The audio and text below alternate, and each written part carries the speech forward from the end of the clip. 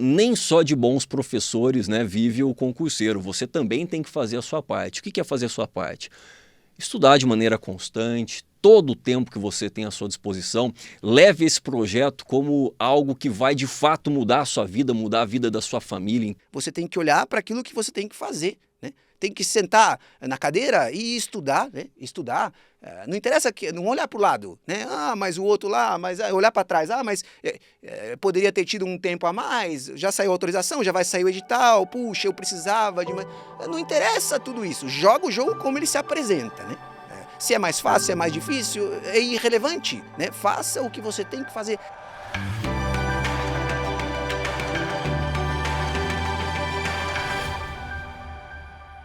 Olá, bem-vindos ao Conexão Fiscal, podcast do Fisco Paulista. Sou Aurélio Grangeiro, auditor fiscal da Receita Estadual de São Paulo, diretor de comunicação do Sinafresp, e hoje, em mais um episódio do nosso podcast, nós vamos fazer um podcast mais que especial. Vocês pediram muito aqui na nossa DM e hoje nós vamos falar sobre o concurso da Cefaz. O concurso da Cefaz ele foi autorizado agora. Na verdade, foram autorizadas 200 vagas de auditor fiscal da Receita Estadual. Nós já temos a comissão organizadora também nomeada. E para conversar hoje sobre a expectativa de prova, como que é a carreira do auditor, o que a gente acha que vai ser o cronograma, porque nós não temos, obviamente, informação privilegiada aqui, nós vamos fazer aqui também um exercício de futurologia. Eu escalei um time de peso aqui, 2 craques, para conversarem comigo sobre o assunto. Ambos são auditores fiscais da Receita Estadual e também professores. Bem-vindo, Gustavo Moura, auditor fiscal da Receita Estadual de São Paulo, professor de legislação tributária, e Igor Sintra, professor de contabilidade para concurso e também auditor fiscal da Receita Estadual de São Paulo.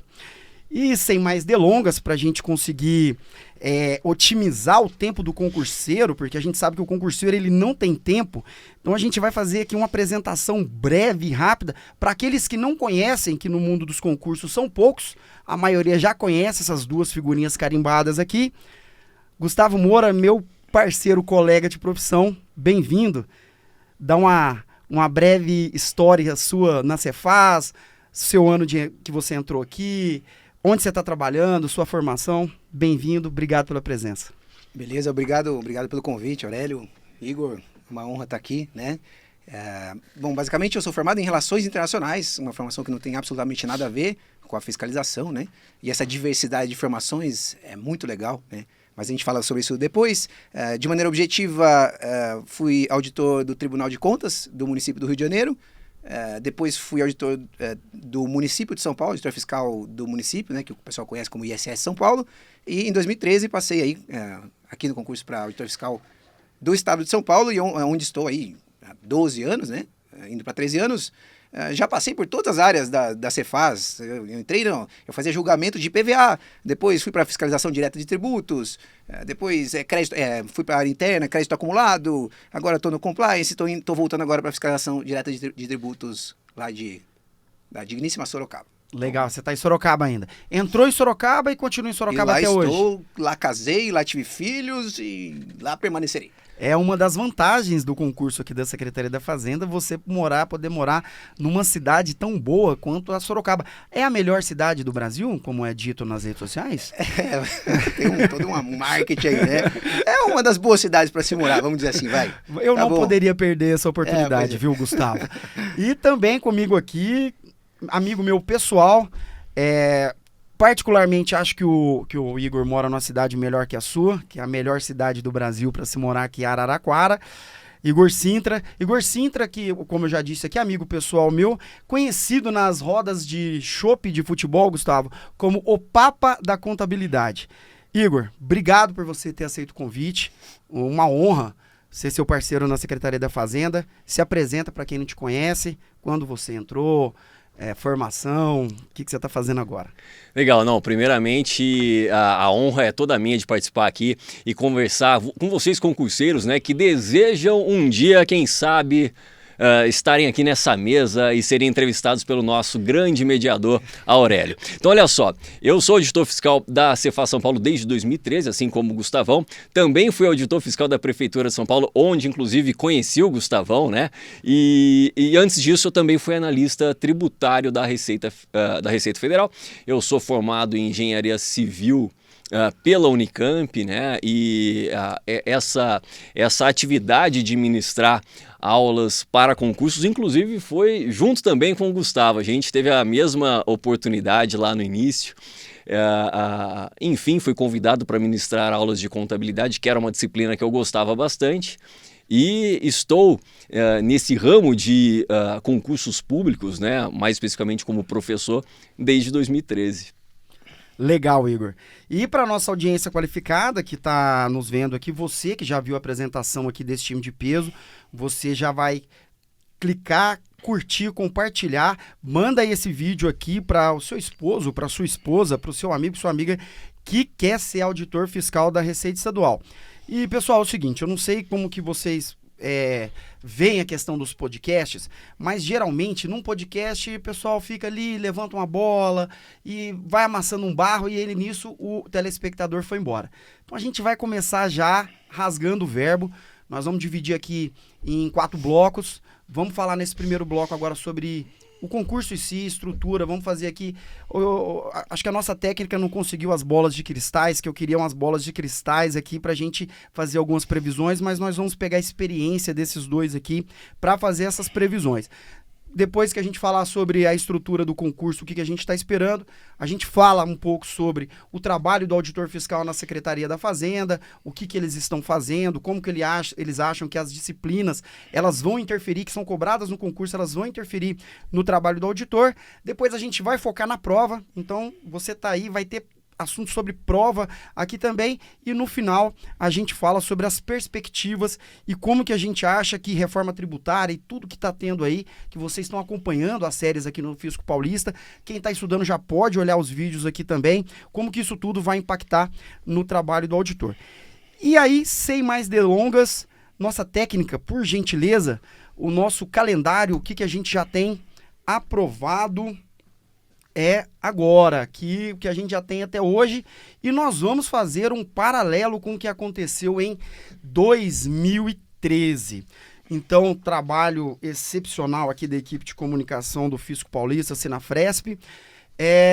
Pessoal, então é o seguinte, nós tivemos lá, em 2012, para o concurso que aconteceu em 2013, lá em março, a gente teve a autorização 16/8.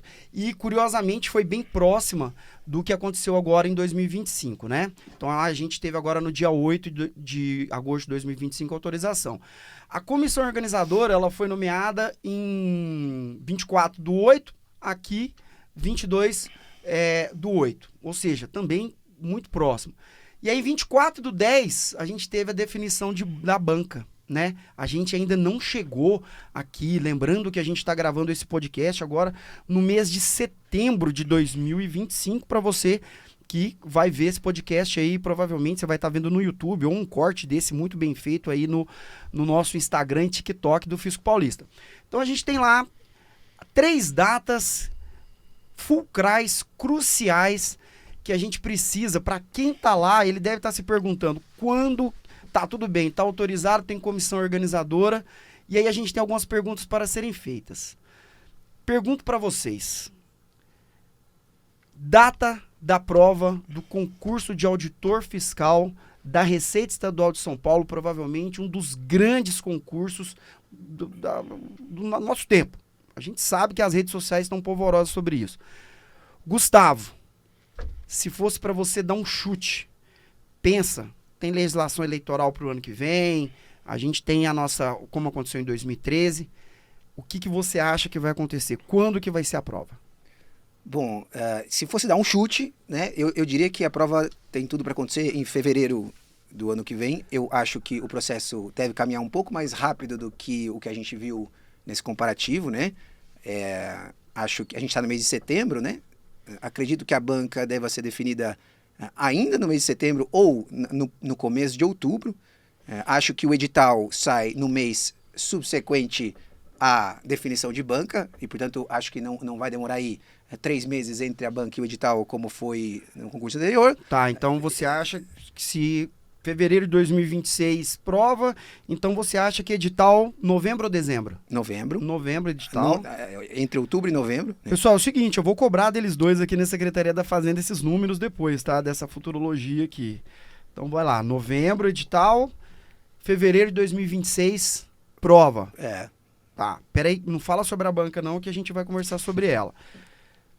Igor Sintra, Papa da Contabilidade, data da prova do concurso de auditor fiscal da Secretaria da Fazenda do Estado de São Paulo. Eu acompanho aqui o relator, né? Não sei se eu apostaria ali no início de fevereiro, acho que eu ficaria mais para o final de fevereiro, talvez início de março, tá? Mas eu acho que o mais importante, Aurélio, é que eu me lembro que eu recebo muitas mensagens de concurseiros, né? E o pessoal sempre falava, e aí... quando vem o concurso da Cefaz São Paulo, eu falava, olha, eu não faço ideia quando vem o próximo concurso da Cefaz São Paulo, mas quando vier, será rápido, porque historicamente aqui em São Paulo as coisas andam de forma rápida, né? Isso é boa informação. É muito comum, por exemplo, em outros fiscos, eu me lembro aqui de um exemplo bastante clássico, o concurso da Cefaz do Paraná tinha comissão formada em 2018. E essa comissão ela era revogada, depois voltava e o concurso ocorreu em 2025. Eu falava, não contem com isso aqui em São Paulo. Aqui em São Paulo, a partir do momento que o concurso for autorizado, vai ser rápido. E, inclusive, eu utilizava essas datas que estão aqui no slide para orientar o pessoal. Olha só como é que é aqui em São Paulo. 16 de agosto de 2012 foi autorizado o meu concurso. No mês de março a gente estava fazendo a prova, então foi algo muito rápido. Então eu sempre dizia isso aos concurseiros, se você deseja ser de fato um auditor fiscal da Cefaz São Paulo, você tem que estar preparado.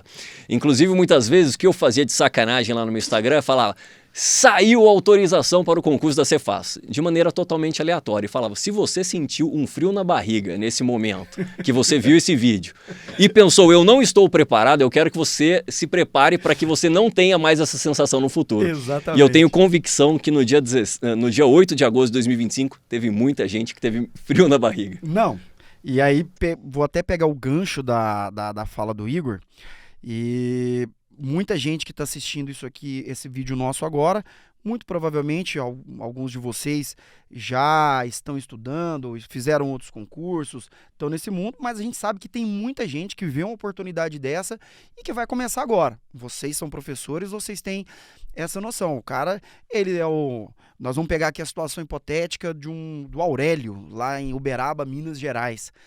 Trabalhando lá num banco, né, quem sabe, acabou de se formar, trabalhando num banco lá, saindo às 18 todo dia e aquela coisa toda, e olhou e falou, nossa, queria ser auditor fiscal da Receita Estadual de São Paulo, queria trabalhar para o glorioso Fisco Paulista.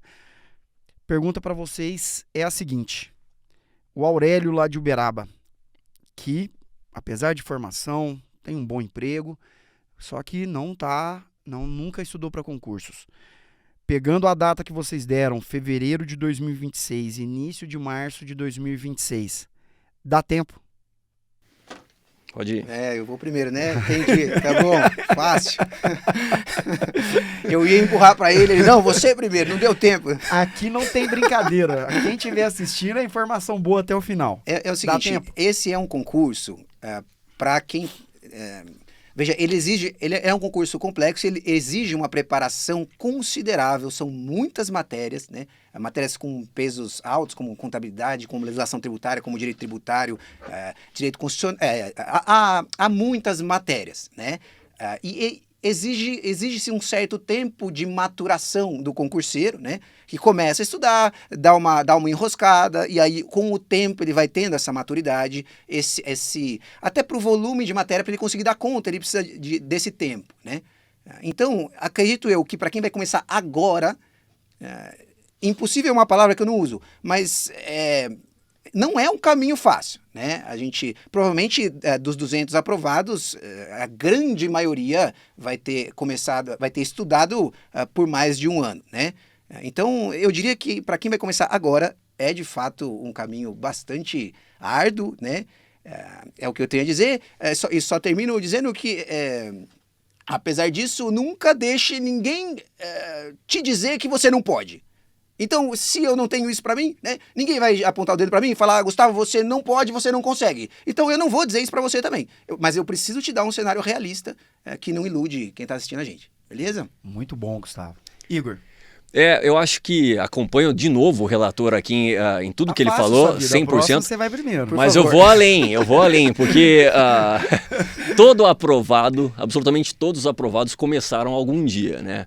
E a grande maioria dos aprovados, que são hoje auditores, a grande maioria teve uma reprovação no seu caminho. Então, eu acho que o mais importante não é se vai dar tempo já neste certame, né? E sim o fato de você ter que iniciar. Se você deseja ser auditor, seja aqui de São Paulo ou de qualquer outro estado, seja da Receita Federal, seja de fiscos municipais, o importante é que você dê o primeiro passo. Só depende de você, você tem acesso a bons professores, bons materiais. Se você trilhar o caminho, vai chegar em determinado momento que você vai alcançar essa maturação citada pelo Gustavo e vai conseguir a sua aprovação num cargo de auditor. Então, acho que isso é importante, porque essa pergunta ela é feita a mim praticamente todos os dias. Será que dá tempo? E não existe uma resposta objetiva para isso, né? Não dá para a gente falar se vai dar tempo. Eu só vou saber se vai dar tempo ou não com a lista de aprovados.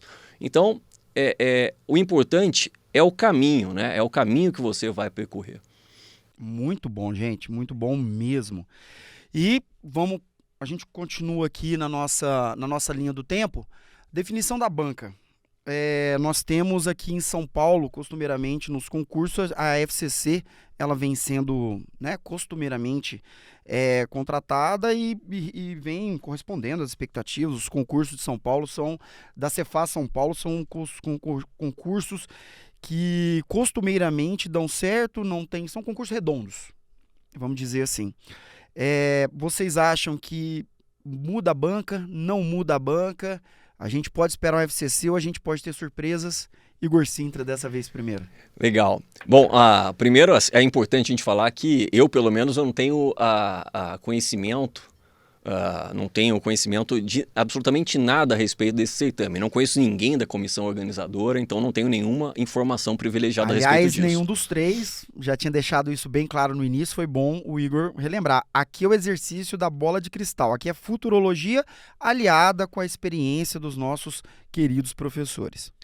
Mas se eu fosse da comissão organizadora, considerando que ano que vem é um ano eleitoral e você tem ali uma limitação em termos de homologação de concurso, considerando que nos últimos 4 certames, né, os 3 últimos foram da FCC, lá em 2002, salvo engano, foi a VUNESP.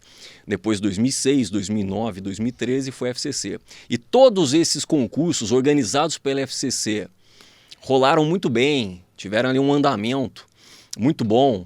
E não só aqui na Cefaz São Paulo, todos os últimos certames, desde que eu fui aprovado, elaborados pela FCC, tiveram um bom andamento. Então, se eu fosse da comissão organizadora, eu não correria riscos desnecessários, eu contrataria a FCC, claro, desde que se ela tivesse interessada. Então, eu apostaria na FCC em função disso. Mas a gente também tem que considerar que a banca VUNESP ela é muito forte no estado de São Paulo. É muito comum, por exemplo, a banca VUNESP organizar concursos, principalmente ali municipais aqui no estado de São Paulo. Então eu não descartaria a banca VUNESP para esse certame. Mas enfim, isso não quer dizer que qualquer outra banca não possa ser contratada. Legal, Igor. Gustavo, FCC, outra, o que você aposta? Eu, dado o raciocínio do Igor, com o qual eu concordo, basicamente o time que está ganhando não se mexe, né? O time que está ganhando não se mexe. Todos os últimos concursos foram organizados pela Carlos Chagas, né, pela FCC. Veja, mudar para que a gente tem tido alguns problemas, e você está nesse mundo dos concursos há tanto tempo quanto eu, né, há mais de uma década, e outras bancas, não que a FCC seja impecável e tudo perfeito, não. Mas até hoje, né, a gente vê tantos problemas com tantas bancas, problemas sérios até, né? Então eu iria nessa linha do... Acredito que a comissão deva ter esse tipo de raciocínio, né? Em time que está ganhando não se mexe. Aliás, falando em time que está ganhando não se mexe, eu gostaria até de fazer um convite para os futuros aprovados, se você me permitir. Se você joga bem futebol, craque de bola, vá para Sorocaba. Estamos precisando... Olha, agora, veja, não sou muito bom. Gustavo, não é minha praia. Aí Araraquara é uma boa opção, né? Vai lá pro time... Porque a gente fez um levantamento lá em Sorocaba, são 11 posições, né? Então a gente chegou à conclusão de que se a gente tiver 11 reforços pontuais, nosso time... Aí, entendeu? Aí vai bem. Não, porque eu já ia, antes de você terminar de completar... Assim, na história desse podcast Conexão Fiscal, e olha que por aqui já passou deputado, Ângelo De Ângeles já veio aqui, professor Pontalti, tivemos aqui o Felipe, muita gente grande já teve aqui, ia ser a primeira vez que o apresentador ia ter que desmentir o convidado ao vivo aqui, viu, Igor?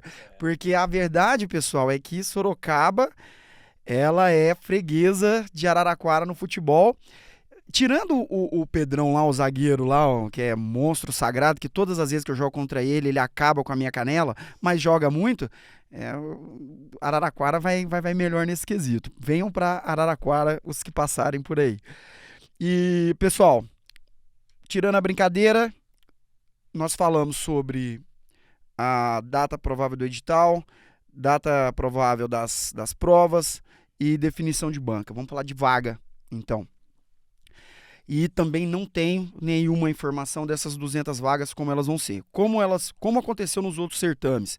A gente tinha uma quantidade expressiva de vagas, na média de 1 para 8, 800 vagas, acho que foi em 2013, para gestão tributária, e TI ficava com 100 e poucas vagas ali.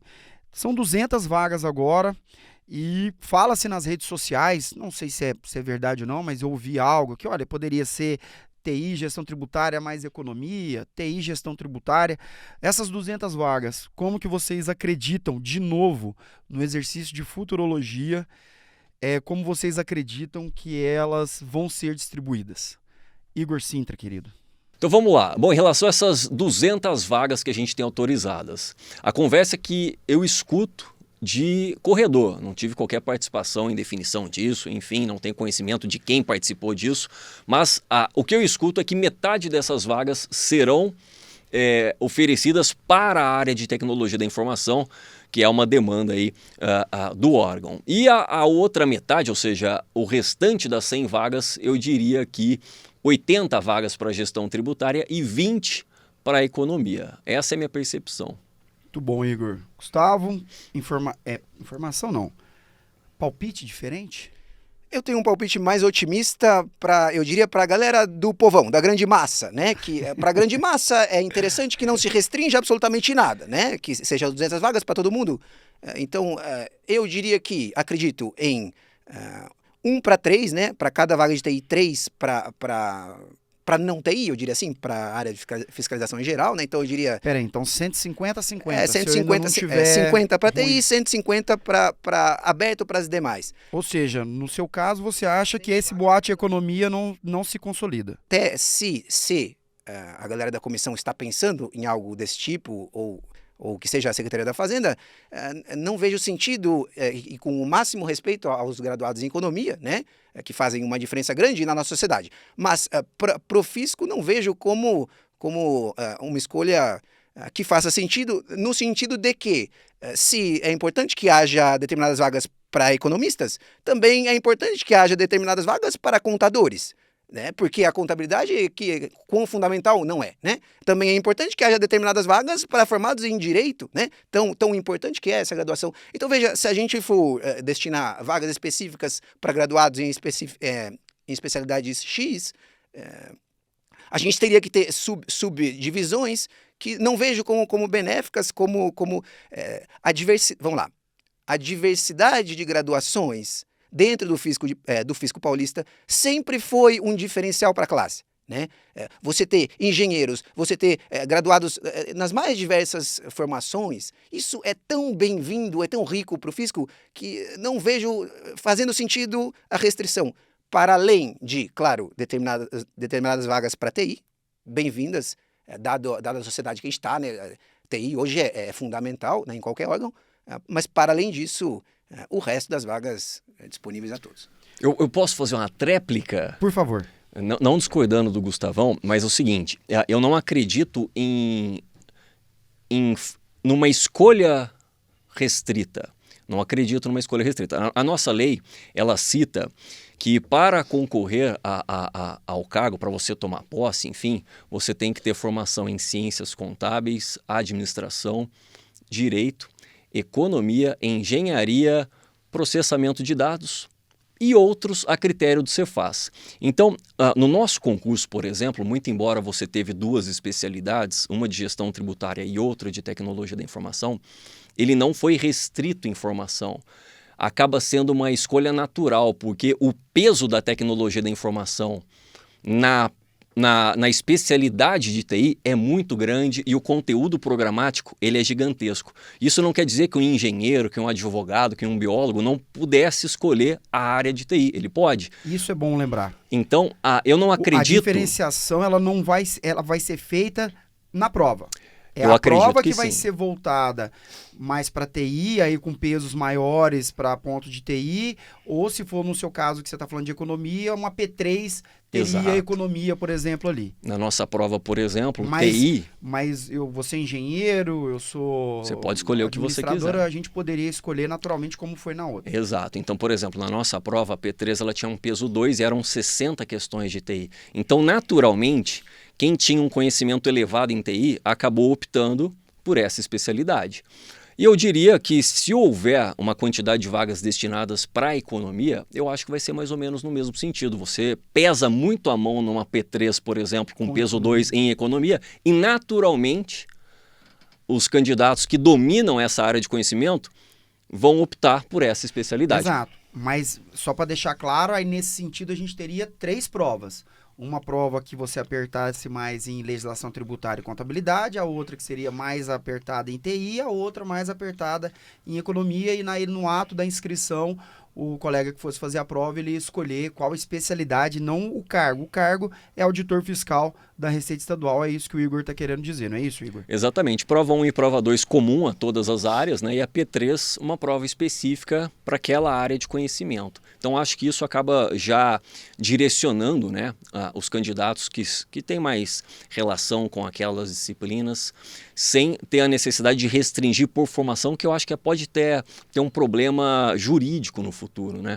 Quando você acaba, não, olha, para essa área aqui você é só formação tal. Para aquela área ou só outra formação. Acho que isso pode, inclusive, ter um problema judicial no futuro. Então, naturalmente, você faz isso trazendo peso distintos para as disciplinas específicas. Exatamente. Bem lembrado, Igor. Posso fazer um adendo em relação... O Claro. assunto é vagas, é mais rápido, Vamos rapidinho, junto, porque eu sei que o isso. concurseiro não tem tempo a perder, já fui então vou ser objetivo.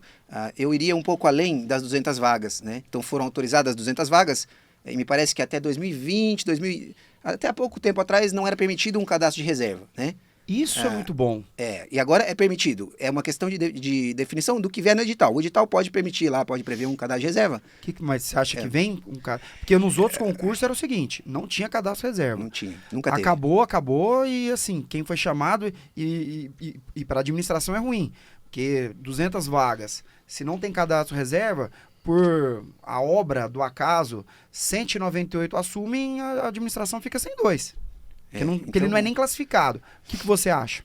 Eu acho que, fosse eu Pode acontecer? o homem da caneta, né? Colocaria, mas pelo menos 200 vagas de cadastro de reserva. Porque qual é o argumento principal de um concurso não ter o cadastro de reserva? Não, porque agora a intenção é fazer concursos menores e mais frequentes, né?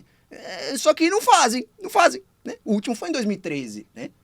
Então, como não fazem? Como demora para acontecer o concurso? Então, que se preveja 200 vagas, que seja a mesma quantidade de vagas para cadastro de reserva e vai chamando ao longo do... Eu entendi como critério de racionalidade para a administração pública. Mas aqui eu vou fazer a pergunta do Aurélio de 2012. Mas você acha que pode ter cadastro reserva? Acho que pode. Você acha que pode? Eu diria que é até provável que sim. Muito bom, cara. Esse podcast tá maravilhoso. A equipe tá organizando os cortes aí já, porque isso aqui vai bombar. Muito bom, Gustavo. Se a administração tiver bom senso, vai amanhã, amanhã sai no Estratégia, na Folha Dirigida. Professor Gustavo Moura afirma que vai ter cadastro reserva para fiscal. É uma inverdade. Eu acho que. Né? Professor Gustavo Moura acha que. Como mudou, né? Muito bom, Gustavo. Nós falamos, então, sobre autorização, definição de banca, o que vocês acham, edital, data da prova, e aí a gente começou a tangenciar um pouco aqui as provas em si. Eu quero guardar todas essas informações sobre as provas e matérias em si, para a gente condensar elas e falar num bloco só. Então agora, como a gente passou, né, pelo exercício de futurologia aqui e falamos sobre a estrutura de como a gente acha que vai ser em termos de calendário o concurso, vamos falar um pouco sobre a carreira, a administração tributária, a partir do momento que esse pessoal fizer a prova e passar, o que eles podem esperar da Cefaz São Paulo, o ambiente que eles vão encontrar aqui, como vocês acham que eles vão ser recebidos aqui. Então são 200 vagas, pensando que a gente vai ter aí alocação de TI e GT, sem entrar em economia, qual que é a importância que vocês vêm hoje trabalhando nas delegacias de oxigênio novo, mão de obra nova, e como que vocês acham que isso vai ser distribuído? Agora, o Gustavo primeiro. Bom, eu acho que a oxigenação da Secretaria da Fazenda é muito bem-vinda, né? A gente sempre teve concursos frequentes, né? 98, salvo engano, 2002, 2006, 2009, 2013, e por alguma razão isso foi interrompido. Espero que seja retomado, né, porque é uma oxigenação bem-vinda. A gente teve agora, na semana passada, salvo engano, uma fraude da ordem de 700 milhões de reais sendo desarticulada muito em função do trabalho dos auditores fiscais. Operação Apagão. Inclusive, o vídeo da operação que nós acompanhamos em loco está aqui no Instagram e no YouTube do Fisco Paulista, para quem quiser acompanhar a informação do colega Gustavo. Prossegue, Gustavo. Não, só finalizando, o retorno que um auditor fiscal traz para o Estado é gigantescamente maior do que o investimento que o Estado faz nele, né? De forma que um concurso para auditor fiscal é um investimento da administração do Estado no próprio Estado, né? Em combate à sonegação, enfim. Então, eu acho que essas 200 vagas são bem-vindas, mas mais 200, que seja, puxa vida, quanto mais auditores, melhor, e que haja concursos mais frequentes que oxigenem um órgão da relevância que é a Secretaria da Fazenda para o Estado, né? Acho que é um pouco por aí. Muito bom. Como é que você vê, Igor? Não, eu vejo também com muito bons olhos, né? Essa renovação é muito boa. Uma pena, né, que tenha demorado tanto tempo para a realização de um novo certame, e eu acho que o Fisco Paulista ele é uma referência, né? E acaba que a gente certamente vai receber muitos auditores de outros estados que já estão, inclusive, formados, né? Não é algo que você vai ter que formar, treiná-lo, enfim, ele já vai chegar muito bem treinado. Então, eu, por exemplo... sua expectativa é de vir outros auditores, por quê? Pela atratividade do fisco, as cidades paulistas, o que você... Quando você fala isso, você pensa em quê? Não, é a percepção que eu tenho em função de mensagens mesmo que eu recebo, né? Recebo diariamente mensagens de auditores de outros estados, de concursos recentes, né? E perguntando sobre a carreira, sobre as cidades que podem morar, enfim, querendo informações e dizendo que vão realizar esse certame. Então, o estado de São Paulo acaba sendo um atrativo muito grande. E receber esses auditores de outros estados acaba sendo também muito bom para o próprio Fisco Paulista, né? Inclusive, ontem eu recebi a mensagem de um filho de um auditor fiscal aposentado aqui já de Guarulhos. Ele é auditor fiscal da Cefaz do Pará. E você conhece ele porque ele jogou bola com a gente em Guarulhos e fez os 2 gols na gente naquela semifinal. Eu sei quem que é. Eu não lembro o nome. E ele me mandou justamente dizendo que vai estudar para esse certame. E eu falei, olha, isso tudo bem, eu aceito isso. Só que você tem que jogar por Araraquara, porque senão você está de sacanagem. Porque naquela época ele era filho e nos eliminou. Verdade. Agora, como auditor, ele tem que jogar pra gente. Por Araraquara. E falando nisso, vocês acreditam que dessas vagas, as delegacias do interior, que a Secretaria da Fazenda, ela vem sofrendo mudanças estruturais. Então, aquilo que era em 2013, quando nós entramos, eu também sou do concurso de 2013, uma estrutura onde você tinha uma centralização aqui no prédio na Rangel Pestana, e as delegacias descentralizando, mas como pontos focais nas regionais. Hoje nós temos núcleos espalhados, colegas que trabalham em uma cidade e estão em outra, enfim, mudou a estrutura da Secretaria da Fazenda. O próprio Gustavo trabalhou no compliance, que tinha essa coisa de células, né? Vocês acham que vai ter vaga para o interior, por exemplo? Vaga no interior, vaga na capital? Acham que pelo menos parte desse tipo de estrutura que vinha dos outros concursos se mantém, Gustavo? Essa é uma pergunta hoje um tanto nebulosa, mas eu vejo como eu posso dizer, para o concurseiro, né? Eu acho que ele vai conseguir morar onde ele quer morar, né? Porque quando a gente, até 2003 não, eu diria que até a pandemia, né? Dá para dizer que a Secretaria da Fazenda de São Paulo era muito física, no sentido de que eu estou lotado na Delegacia Tributária de Sorocaba e, portanto, posso desempenhar as funções que a Delegacia Tributária, que as delegacias descentralizadas permitem, né? Então, basicamente, a Secretaria da Fazenda é um mundo de possibilidades, só que esse mundo de possibilidades estava concentrado no que a gente chama carinhosamente de prédião, né? No prédio sede, na capital. Se você morasse no interior, você ia desempenhar lá as funções que eram mais restritas, né, das delegacias tributárias. Hoje esse cenário mudou, né, com a pandemia. Veja, a gente não podia, a gente era impossibilitado de ir fisicamente ao local de trabalho, e foi assim com o mundo todo, né? Então foram desenvolvidos sistemas e possibilidades de trabalho remoto. Então hoje, por exemplo, eu atualmente estou em Sorocaba, habito em Sorocaba e trabalho para uma célula de São Paulo, né? Uma célula, eu não sei o nome que as coisas têm, né? Todo dia muda de sigla. Temos os núcleos, enfim. Espalhados. Mas então é possível se trabalhar em qualquer área do estado, estando onde quer que se esteja, salvo exceções, né? Salvo exceções. Eventualmente a fiscalização direta de tributos de Araraquara tem que estar em Araraquara, mas há um mundo virtual que inexistia pré-pandemia e que hoje abre possibilidades. Então, assim, perde um pouco da relevância, e eu posso estar falando besteira, o edital pode sair com outras coisas, eu não sei como vai vir, né? Mas perde um pouco de relevância. Eu preciso conseguir a minha vaga para Ribeirão Preto, porque é lá que eu moro. Não, você passando no concurso, eventualmente você vai poder morar na cidade. E, de novo, eu não sei como vai funcionar o estágio probatório. Pode vir no edital lá, nos 3 anos tem que estar na capital. Beleza. Eu só estou trazendo um panorama de como funciona a Secretaria da Fazenda hoje. Eu estou perguntando isso por 2 nuances, até antes do Igor poder responder.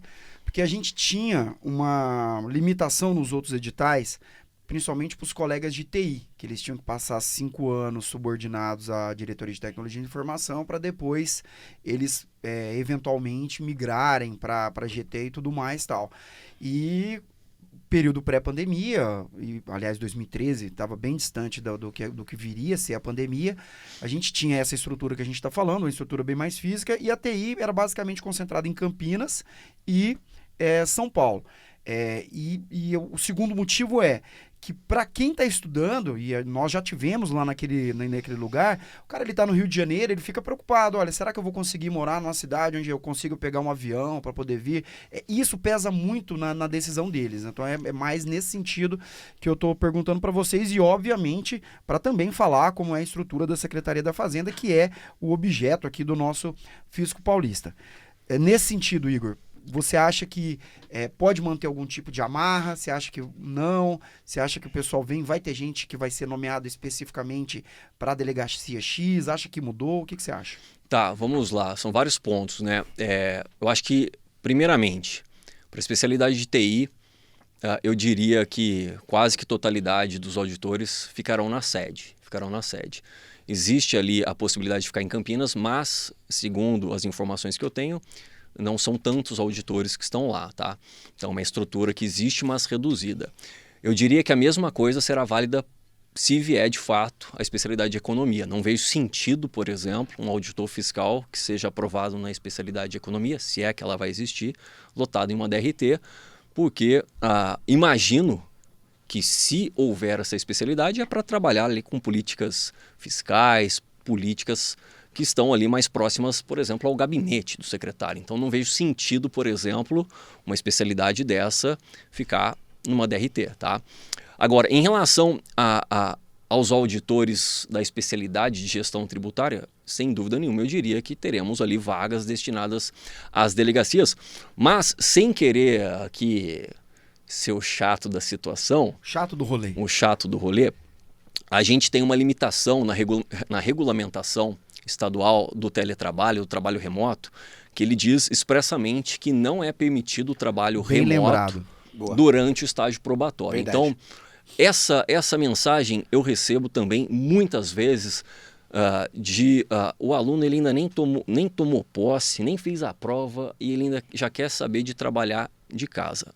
Natural, genuína essa dúvida, mas hoje, o que a gente tem hoje no estado de São Paulo, durante o estágio probatório, você vai trabalhar presencialmente, exceto se você for um auditor fiscal externo. Afinal, nesse caso, a própria regulamentação cita, né, claro, se ele é auditor externo, é claro que o trabalho dele deve ser externo e não presencialmente. Mas, de novo, a regra aqui hoje é clara. Pode mudar no futuro? Pode, mas a regra aqui hoje é clara. Durante o estágio probatório não há trabalho remoto. Então, eu trabalharia com essa hipótese. Se isso fosse relevante para mim, prestar ou não o certame, eu consideraria o cenário atual, durante o estágio probatório, sem trabalho remoto. Bem lembrado. Muito bom, Igor. E já então fazendo o gancho da última resposta aqui do Igor, onde ele fala sobre o auditor externo, o auditor interno, já fazendo um bate-bola com vocês dois para a gente poder falar sobre também a nossa estrutura de trabalho interna. O Igor, ele está na FDT, na Fiscalização Direta de Tributos lá de Araraquara, inclusive desde que chegou, né, Igor? Então, uma pergunta para vocês dois, que aí a gente já consegue transpassar dois assuntos. O que a mulher, o homem está estudando agora nesse momento e como vai ser o trabalho dele. Igor, você como um auditor da FDT e você professor de contabilidade, em duas partes, por favor. Primeiro, conta sobre o seu dia a dia, como que é o seu trabalho na fiscalização externa de tributos aqui na Secretaria da Fazenda e como a contabilidade, disciplina que você também ministra, ela está presente no seu dia a dia. Então vamos lá. Bom, eu sou auditor fiscal externo, né, o que a gente chama aqui de fiscalização direta de tributos, desde quando eu entrei aqui na Secretaria da Fazenda. Inclusive, só dando um passo atrás, né, eu acho que essa escolha entre auditor fiscal externo ou auditor fiscal interno, ela é muito pessoal. Ela é muito pessoal, né? Conheço auditores fiscais externos que são realizados, assim como eu conheço auditores fiscais internos que são absolutamente realizados com o trabalho. Então é uma questão de perfil, Exatamente. E mesmo que, eventualmente, os próximos auditores fiscais entrem na interna, saibam que, se desejarem um dia se tornar auditor externo, em algum momento você vai conseguir essa remoção. Então isso é absolutamente tranquilo. Aqui a gente viu o Gustavão falando que já passou por diversas áreas, então isso é absolutamente tranquilo. Em relação à atividade em si do auditor fiscal externo, é aquele que efetivamente fiscaliza as empresas, né? Vai lavrar o auto de infração, vai fazer as suas auditorias. Então acaba que é um trabalho bastante dinâmico, né? No sentido em que você acaba conhecendo diversas empresas de diversos setores, vai conhecer ali a empresa em loco para conhecer o seu processo produtivo, vai fazer as suas análises, as suas notificações.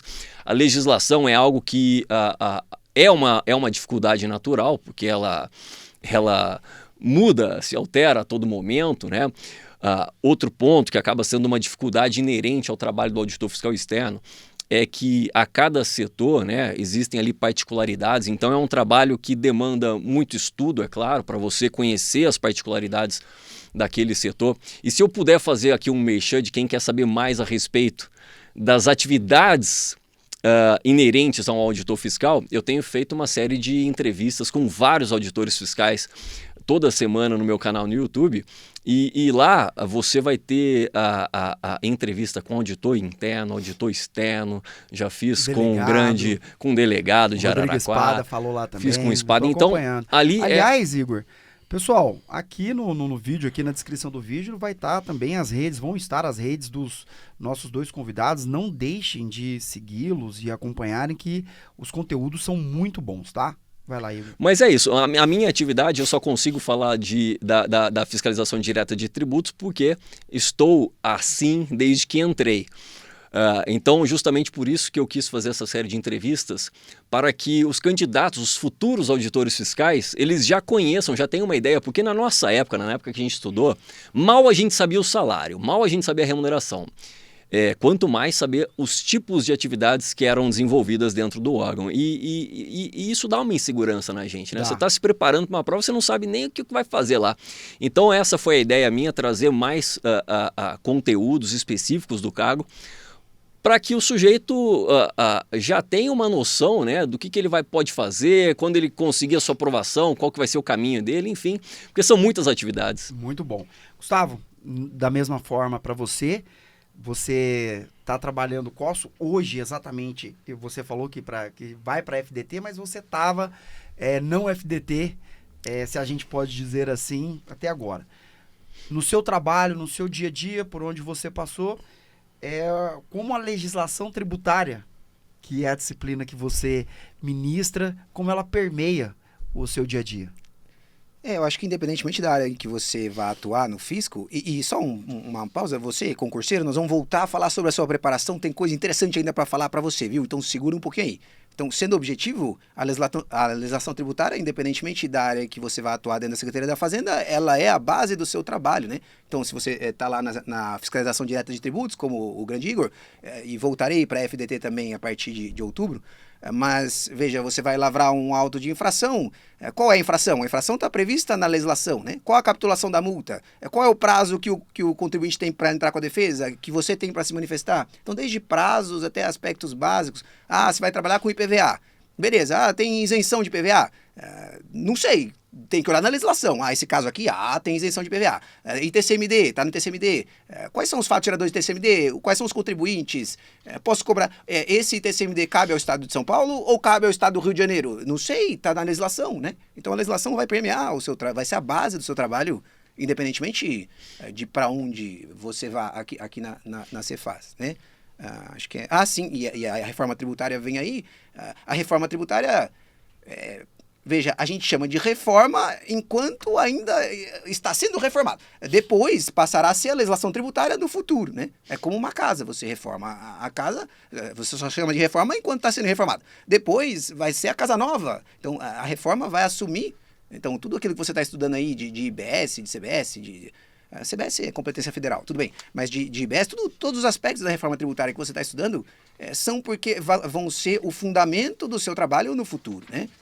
Então, eu acho que a legislação tributária é fundamental e por isso vem com tanto peso nas provas, né? Exatamente. Aliás, eu não falei, aqui a gente tem 38% da prova, contabilidade e legislação tributária é 38%. Mas eu não falei sobre a contabilidade, a importância dela no dia a dia. No dia a dia. Hoje, né, o auditor fiscal, hoje o auditor fiscal externo ele só faz auditoria fiscal, ele não faz auditoria contábil atualmente, no dia em que a gente está conversando aqui.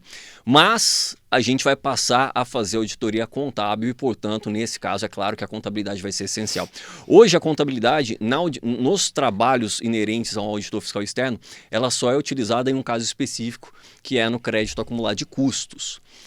Aí você utiliza, por exemplo, muito a própria contabilidade de custos. Mas com exceção disso, atualmente a gente não utiliza a contabilidade no dia a dia, mas vai passar a utilizar, inclusive com a reforma tributária, a contabilidade, a auditoria contábil vai ganhar muita força. Então, por esse motivo, eu não vejo, por exemplo, razão para diminuir, sem querer puxar a sardinha para minha disciplina, mas diminuir. Sem querer puxar. Veja. Então, assim, a gente começou a entrar a falar sobre prova. Eu vou pedir para a nossa técnica aqui colocar o resumo geral das disciplinas. Por favor, lá, Ivan. Porque é o seguinte, o Gustavo acabou de falar, né? O concurseiro, ele quer saber de data de edital e o que vai cair, prova. Então, a gente prometeu fazer algo bem prático, bem focado, bem específico, e assim nós vamos cumprir. Então, o que a gente está trazendo aqui no quadro para vocês foi a estrutura do concurso de AFR, né, Agente Fiscal de Rendas, que depois teve o nome atualizado para Auditor Fiscal da Receita Estadual de São Paulo, como foi lá em 2013, portanto, o último certame que nós tivemos. Então, nessa tabela que você está verificando aí na tela aí do seu celular, do seu computador, ela tem ali as 3 provas, né? A prova 1 de conhecimentos gerais, a 2 dos conhecimentos básicos e a 3 dos conhecimentos específicos, que prova pesada, né? Prova em 2 turnos, mais de um dia de prova e ali os seus respectivos pesos. Eu vou começar falando, gente, primeiro de aspectos gerais, depois a gente entra nos pesos da disciplina, porque nós temos outras artes aí pra frente, onde a gente concentra, e aí é onde a gente vai dar o mapa do tesouro, pelo menos o que foi o mapa do tesouro, das disciplinas chaves, foco, o que você tem que olhar mais. Olhando todas essas disciplinas. Primeira pergunta que eu faço para vocês. Vocês acham que dessa estrutura toda que tá aí, e primeiro, e assim, eu vou pedir para vocês, não vamos entrar no conteúdo de cada uma, mas vocês acham que pode sair alguma dessas disciplinas, entrar alguma outra, e aí vocês já emendem. Tem possibilidade de prova dissertativa? Igor. Legal, vamos lá. Bom, em relação às disciplinas, né, veja que é um conteúdo em termos de quantidade de disciplinas bem extenso, né? Se você for contar aí, certamente vai dar umas 19 disciplinas. Eu diria que, claro, inserção seria ali a reforma tributária, que inclusive em muitos concursos recentes tem vindo dentro ali de um direito tributário 2, por exemplo. Aliás, como foi aí, né? Direito tributário 1 e 2, aí ficaria, por exemplo, direito tributário 2, enfim, a parte específica de reforma tributária. Se for para excluir alguma, eu excluiria raciocínio crítico. Por quê? Essa foi uma disciplina que esteve presente só no concurso da Cefaz São Paulo e depois no concurso da Cefaz Santa Catarina em 2018, que foi praticamente a mesma estrutura de prova, praticamente a mesma quantidade de disciplinas. Então, se fosse para realizar aqui alguma troca, eu trocaria raciocínio crítico por raciocínio lógico, que é o mais comum em prova. E inserção seria a reforma tributária. Mas já é um edital extremamente extenso, né? Fica difícil você inserir ali mais uma disciplina, né? Então, no caso, você não pensa, então, que pode ser que haja prova discursiva. Nunca teve. Não, a discursiva em si, eu não acredito em função da agilidade necessária para esse certame, né? Quando você tem uma prova discursiva, por exemplo, suponha que no edital ele cite que vai corrigir 3 vezes o número de vagas das provas discursivas. Seriam 600 questões passíveis de recursos, de aspectos judiciais, enfim, eu acho que isso atrapalharia muito o andamento do certame, afinal, ano que vem é ano eleitoral e a gente tem essa restrição de homologação de certame. Então, não acredito em prova discursiva. Nos últimos 4 concursos da Cefaz São Paulo, só 2002 teve prova discursiva. Depois disso, não tivemos mais. Então, não acredito em prova discursiva. Gustavo? Bom, das disciplinas que estão aí, eu basicamente tiraria atualidades em inglês, porque, veja, de novo, é aquela questão da área para o economista, para o contador e tal. É importante, a disciplina de inglês é importante? Claro que é importante para a sociedade, o inglês é fundamental e não sei o que, tá. Mas para um cargo de auditor fiscal do Estado de São Paulo, dentre o mundo de coisas que são importantes para uma pessoa saber, a gente tem que focar naquilo que é mais relevante para o cargo. E eu estou aqui há 12 anos e eu nunca usei o inglês, né? Nada, absolutamente nada. Eventualmente para a área de TI, para a qual sou absolutamente leigo, pode ser fundamental. Beleza, então coloque inglês para a área de TI. Não sei se é relevante, de novo. Mas não vejo sentido em inglês aí. E atualidades também, aí veja, eu sou professor de legislação tributária há mais de 10 anos. E aí sai concurso para auditor fiscal estadual, qualquer que seja, Rio Grande do Sul, Rio Grande do Norte, a minha vida, ela para. Eu passo meses só focado em trabalho da Secretaria da Fazenda e preparação de curso de legislação tributária para concurso, né, que demanda muito, né? Então, eu não tenho ideia do que está se passando no mundo hoje, por exemplo, com o concurso para o Estado de São Paulo, que eu tenho que preparar com a agenda. Eu tenho que aprovar, você que está me assistindo, vai assistir minha aula e eu quero que você acerte a questão. E para isso eu preciso me concentrar, preciso focar, eu preciso de determinação da disciplina que você tem, eu preciso ter também, né? Então, as atualidades eu não tenho ideia do que está se passando. E continuo fazendo meu trabalho como auditor fiscal da mesma forma como estaria fazendo se soubesse das atualidades. Eu né? entendi. Eu entendi então, o seu raciocínio. Mas eu quero saber o seguinte. Você acha que tem a possibilidade de inglês e atualidades? É isso que eu tô te falando. Assim, eu concordo com o raciocínio. Mas existe a possibilidade de inglês e atualidades não constarem no edital, por exemplo? Total, e às vezes eu falo com mais ênfase, você vê que o Igor é um cara mais ponderado, né? Tem até essa voz de radialista, que não sei, eu já sou mais... porque eu sei que tem gente, às vezes, que tá me escutando e que... é gente da comissão, por exemplo, então aquilo que eu acho que tem que acontecer, eu falo com ênfase, meu velho, foca aqui nisso aqui, mas tem outra coisa que não... Não, cara, né? Então, tem chance, tudo tem chance, né? Entendi. Mas às vezes eu tento... né, chacoalhar. Eu não consigo chacoalhar a cabeça do cara, mas eu consigo falar, né?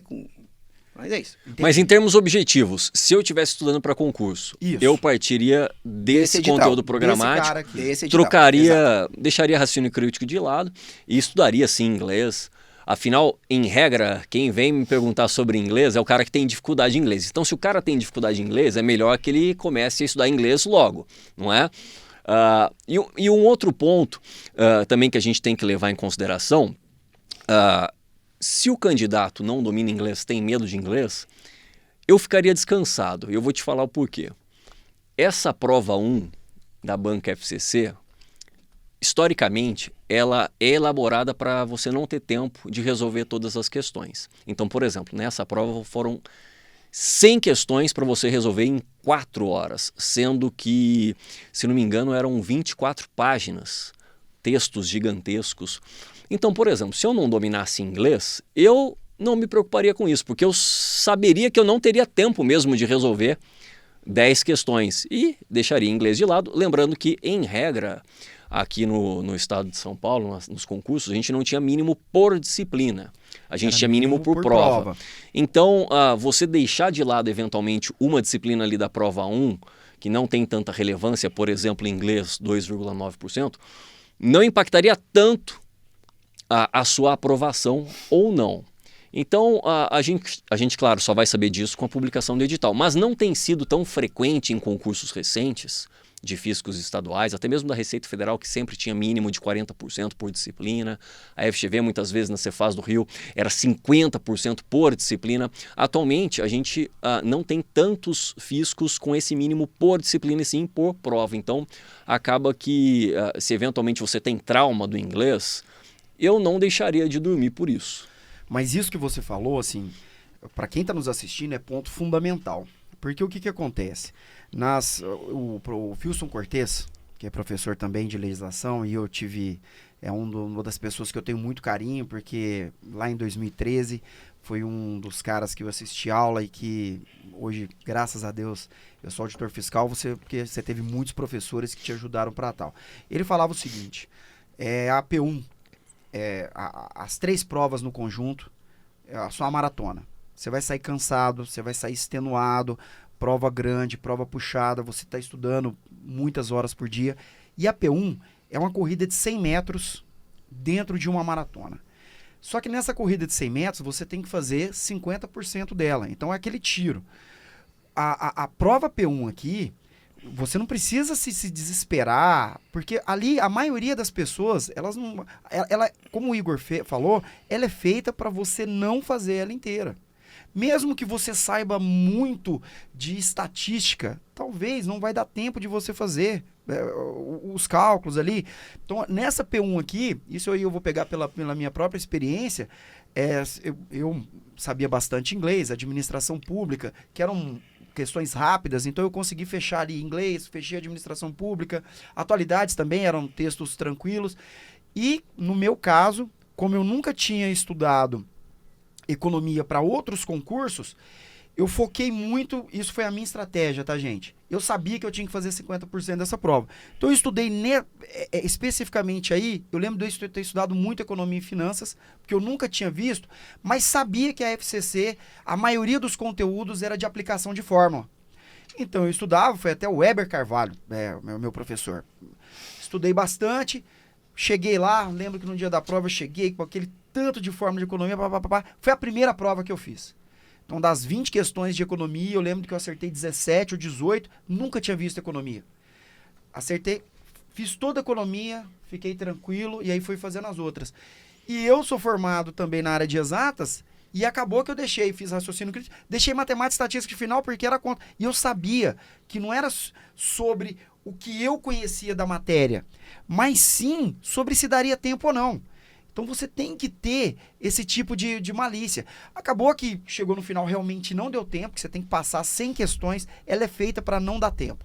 Eu tive que passar, quando você chega lá no final, passar 100 questões pro gabarito.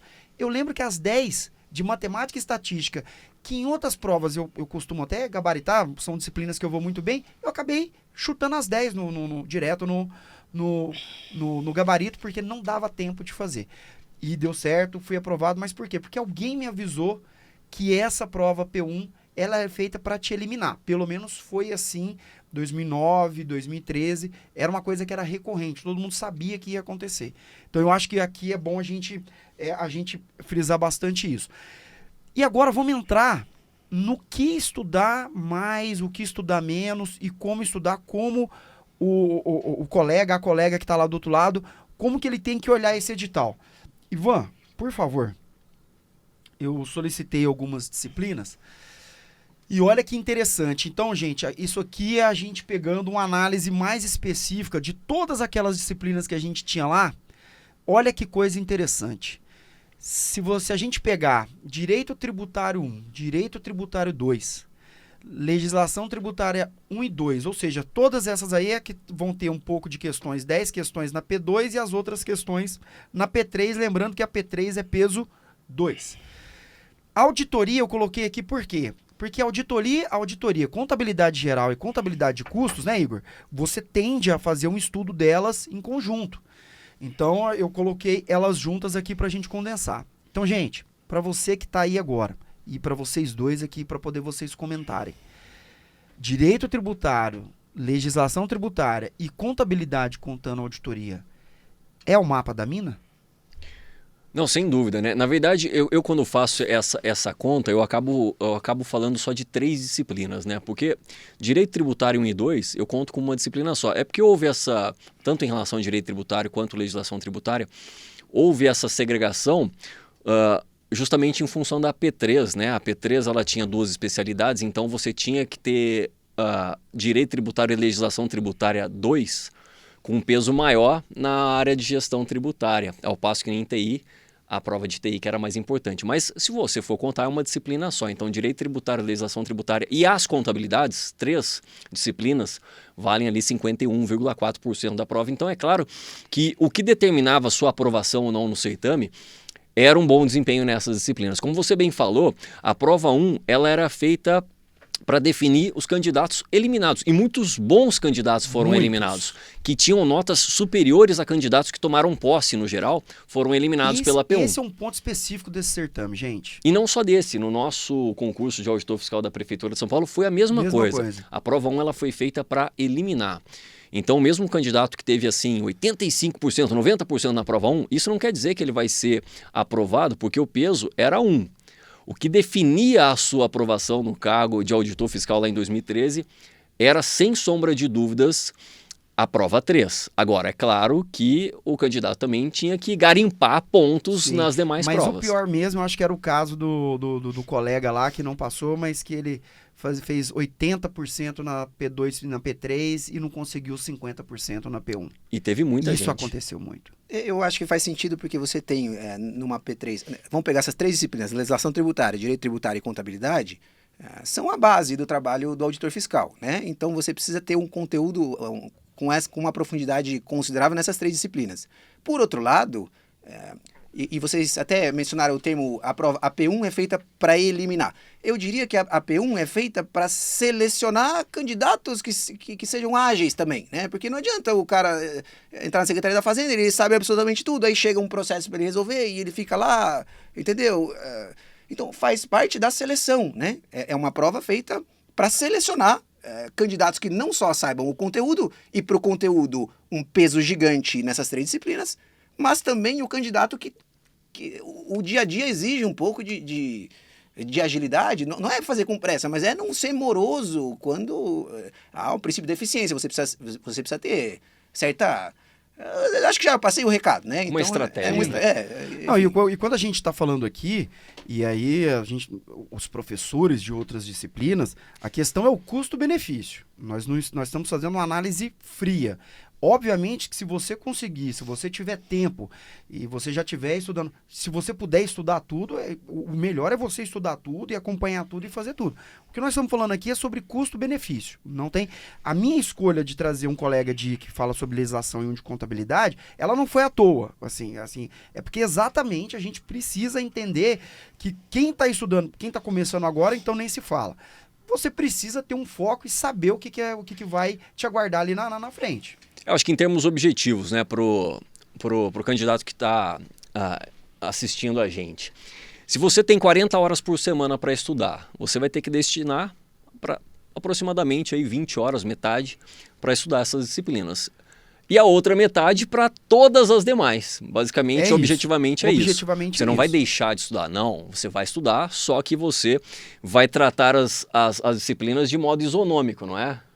De acordo ali com as suas desigualdades. Então, basicamente é isso. Muito bem. Muito bom. Trazendo um princípio da isonomia, hein? Hoje eu tô demais, hein? Tô demais, hein? O próximo lá, por favor, o próximo slide, que é o somatório por blocos. E aí eu vou querer colocar 2 questionamentos para vocês, tá? Então, aquele ali é no bojo, e aí eu separei os direitos tributários. Como o Igor bem falou, a gente separou em 2 só porque a prova tratou assim. Mas, na verdade, se você pegar a ementa da disciplina é a mesma. Ela tem alguns detalhes a mais, mas assim, na P3, é o que seria geralzão, numa outra prova uma disciplina só. Exatamente. E aí, em relação às disciplinas de vocês, Igor e o Gustavo. Vamos lá, Gustavo primeiro. 20%, né? No geral, quase. Qual que é o maior erro que os alunos cometem quando estão estudando legislação tributária? E aí já dá a dica, já fala como que eles devem fazer. Aponta o erro e já diga para nossa audiência qualificada, dá o bizu. Tá. Bom, eu diria que um dos principais erros, não é um só, há alguns, mas eu vou pegar só o que há de principal aqui. Eu acho que é o estudo por apostilas, por resumos, né? Eu acho que existe hoje uma necessidade das pessoas, que não é uma necessidade do concurso, de se estudar por atalhos, de buscar o que é mais rápido, o que é mais fácil. Então você pega a legislação tributária do Estado de São Paulo, densa, né? Densa. E você estudar por uma apostila ou por um resumo qualquer, tudo bem, você vai estudar rápido ali, beleza, coisa linda. Você chega na prova e tome pedrada, né? Então acho que o estudo, a busca por atalhos, ela não é uma busca que leve à aprovação, né? É claro que aí também eu acho que há um trabalho do professor de legislação tributária ou do professor de qualquer disciplina e eu já fui concurseiro, né? Eu sei quanto era agoniante para o professor demorava 6 meses para explicar um artigo, né? Então também não dá. Também existe um trabalho do professor por mais que não seja um estudo por resumo, por mais que seja um estudo completo, mas o professor tem que ter agilidade e tem que saber, isso aqui não vai cair na prova de jeito nenhum, né? Com licença, isso aqui, esquece isso aqui, a gente precisa aprofundar, né? E aí dá essa profundidade. Então, sendo objetivo, estudo por apostilas e resumos. E especificamente legislação tributária, agora que o edital ainda não saiu, né? A gente está gravando esse podcast, frequentamos podcasts agora, hein, grande Igor? Não, agora o cachê aumenta. Não é né? qualquer Beleza, né? Hein? Não tem nem roupa para usar. Exatamente, não é qualquer podcast. Mas para a legislação tributária... Estamos sendo citados aí nas discussões de direito tributário na rede, tá? Pronto. Então vocês passarão a ser também a partir de agora. Tá. Bom, antes do edital, eu estou falando isso antes do edital, eu não estudaria, especificamente em legislação tributária, eu não estudaria o regulamento do ICMS do Estado antes do edital, né? Que é provavelmente o que há de maior volume, se você pegar o regulamento do ICMS do Estado de São Paulo, é gigantesco, né? Então, dentro desse contexto de reforma tributária, eu deixaria o que há de regulamento de ICMS a ser estudado para depois do edital. E explico se... pega, por exemplo, o concurso da Cefaz do Paraná. Sequer cobrou o regulamento do ICMS. Né? Goiás cobrou um título e um capítulo do regulamento do ICMS, né? E por quê? Porque as secretarias da Fazenda entendiam, e eu concordo com esse raciocínio, que se o candidato souber bem a Lei Candir, né, o ICMS da Constituição Federal, a Lei Candir, que é a lei que traz as normas gerais de ICMS, e a lei do ICMS do Estado, essa está em qualquer prova de física estadual, cobrar meandros de regulamento de ICMS e obrigações acessórias, veja, né, considerando também que daqui a alguns anos a tributação muda, então, sempre cobrou o regulamento de ICMS, então vamos cobrar de novo. Não sei se hoje vale a pena fazer o candidato mergulhar em trocentos artigos de regulamento, né? Então, dicas objetivas, estude com o material correto e com o professor correto. Que beleza, que beleza. Regulamento de ICMS para depois do edital. Se não vier, olha que tempo você ganhou ao não estudar, né? E se vier, bom, aí você vai estudar só aquilo que o edital cobrou, tá bom? Muito bom, Gustavo. Igor. Legal. Principal erro na preparação dos candidatos na disciplina de contabilidade. Legal. Olha só, a contabilidade, assim como a própria legislação tributária estadual, é uma disciplina muito grande, né? Porque quando eu falo aqui de contabilidade, eu estou falando de contabilidade geral, eu estou falando de contabilidade avançada e contabilidade de custos, que juntas vão responder ali por mais de 30 aulas, certamente mais de 30 aulas. Então, um erro que os candidatos, no meu entendimento, possuem ao estudar contabilidade é querer, por exemplo, consumir todos os conteúdos de cada aula sequencialmente, e eu vou te explicar isso por quê. Atualmente a gente sabe que os materiais eles têm muitas questões comentadas, então, por exemplo, a contabilidade é uma disciplina que é muito importante você ter uma visão global dela, então quanto mais rápido você finaliza os conteúdos teóricos de maneira global, mais fará sentido conceitos que você estudou lá na aula 2, na aula 3, você vai começar a fazer conexões de conteúdos que você estudou lá no início de contabilidade geral, com aulas que estão ao final de contabilidade avançada. Então eu julgo que é um erro você querer consumir todo o conteúdo da aula 1 para depois passar para todo o conteúdo da aula 2, e quando eu falo todo o conteúdo, é todo o conteúdo teórico e análise de todas as questões. Porque a gente tem que pensar o seguinte: a questão num primeiro momento, quando você tem ali questões comentadas, por exemplo, suponha que na aula 1 você tem ali 100 questões comentadas. O papel daquelas questões comentadas num primeiro momento é simplesmente fazer com que você teste se você de fato compreendeu aquele tema ou não. Você ainda não consolidou aquilo na sua memória de longo prazo. Não, mas você tem que saber se você compreendeu o tema ou não.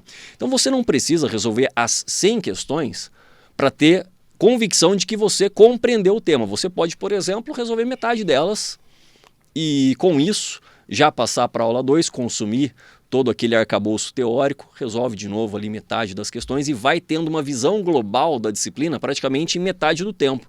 Lá no futuro, você pega aquelas outras questões que não resolveu e você vai utilizando até como forma de revisão. Só que daí vai ser uma outra abordagem, porque quando você voltar para resolver todas aquelas metade das questões que você deixou para depois, você já vai ter uma outra visão da contabilidade. Então, a gente tem que entender a figura das questões, né? Num primeiro momento é só para que você perceba como aquele conceito teórico cai em prova, para você se testar, compreender aquele tema ou não. Não adianta você ficar matando ali uma lista de questões, 20, 30 questões do mesmo tema, praticamente iguais. Isso não vai consolidar aquele tema na sua memória de longo prazo. Não perca o raciocínio. E aí você já complementa também. Pegando esse último raciocínio seu, quando você traz sobre as questões, em se mantendo, vejam bem o tempo verbal, em se mantendo a FCC, qual a importância dos exercícios? É uma banca que repete questões de outros certames? Como que é na contabilidade e como que a FCC vem na legislação? Igor. Legal. O Gustavo falou em pegar atalho, né? Eu diria que contabilidade você não consegue pegar atalho. O Gustavo falou em não pegar atalho, isso, né? Sim. Isso, em não pegar atalhos. E a contabilidade eu diria que também é muito complicado você querer pegar atalho para dominar a disciplina. Mas existe, eu diria, uma exceção, que é a Banca Fundação Carlos Chagas. É muito comum, por exemplo, alunos que gabaritam a prova de contabilidade da FCC ou têm ali um bom desempenho e quando vão migrar, por exemplo, seus estudos para a Banca FGV, Sebrasp, chegam até mim e falam: professor, eu achei que eu dominava a contabilidade e eu não sei nada. Justamente por essa característica, a FCC ela repete as mesmas questões o tempo todo. São questões que são complexas, não são fáceis. Quando você encontra elas pela primeira vez, você não sabe resolver. Mas a segunda questão é idêntica à primeira. A terceira é idêntica às duas anteriores. Depois de 10 questões, você pode nem dominar a contabilidade, mas você sabe aceitar a questão. Então, para provas da FCC de contabilidade, é possível pegar esse atalho, é possível você gabaritar sua prova de contabilidade sem saber contabilidade. Pode parecer estranho. E eu não faço esse tipo de promessa para ninguém. Só para provas da FCC. Para a FGV eu falo, não, aí você vai ter que aprender a disciplina mesmo. Agora, para a FCC, em contabilidade é possível esse atalho, porque as questões são iguais o tempo todo. Sensacional, Igor. Gustavo, bom caso de legislação. Se para a contabilidade a banca faz toda a diferença, para a legislação tributária estadual, para a legislação tributária estadual, eu não vejo a banca como definidora de tal ou tal padrão. É claro que a FCC eventualmente cobra um pouquinho mais de cálculo e tal, mas não dá para fazer essa distinção tão clara na disciplina de legislação tributária, a depender da banca que vai aplicar, porque as bancas cobram em volumes parecidos assuntos que são chave. Então, vai ter questão de incidência, de não incidência, vai ter questão de momento da ocorrência do fato tirador, vai ter questão de local da operação. Então, são assuntos comuns que compõem o núcleo da legislação tributária que vão estar na prova, né? Independentemente da banca que os cobrará. Né? Então, ao analisar as provas de FGV, de FCC, de Sebrasp, de eventualmente VUNESP, não é possível, salvo exceções, eu estou falando, claro, vai cobrar um pouquinho mais de cálculo, vai cobrar um pouquinho mais daquilo, mas não há uma distinção tão clara, tão evidente como o Igor trouxe aqui em relação à contabilidade para legislação tributária. Então, eu acho que é por aí. Igor? Não, é justamente isso que eu estou te dizendo, né? Para a FCC... Eu estou te perguntando porque vocês tiveram um ponto de... Não, porque as disciplinas são diferentes, né? As disciplinas são diferentes e, portanto, é preciso separar... né, É que legislação tributária é uma disciplina muito específica, né? Ela é muito específica, ela é muito diferente da contabilidade. Então, assim, eu te provoquei aqui porque, assim, a FCC, ela é mais no ponto que como a contabilidade na prova toda. Vamos agora expandir o horizonte.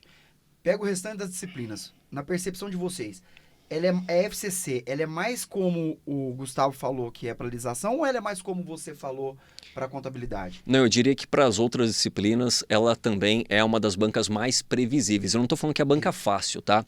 As questões são bem elaboradas, são sobre temas complexos, mas elas já foram cobradas em outras provas, então automaticamente aquele conhecimento já está internalizado. Ao contrário, por exemplo, de uma banca FGV, onde você vai fazer uma prova dela, ela vai trazer ali uma questão, claro, sobre um conceito que já foi cobrada, mas de uma outra forma.